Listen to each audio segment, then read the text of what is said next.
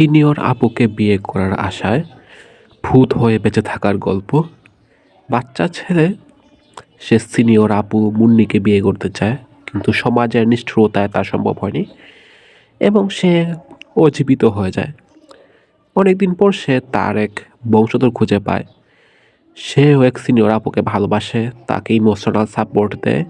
কিন্তু ওই মেয়ে একজন টিপিক্যাল মেয়ের মতোই সাদা চামড়ার টাকাওয়ালা এক দামড়াকে খুঁজে পায় এবং তাকে বিয়ে করবে। তারপরেও ওই বেটা সিম্প সিনিয়র আপুর জন্য নিজেকে পাপোশ বানিয়ে ফেলে, তাকে টাকা দেয়, তাকে ইমোশনাল সাপোর্ট দেয়, সবভাবে সাহায্য করে।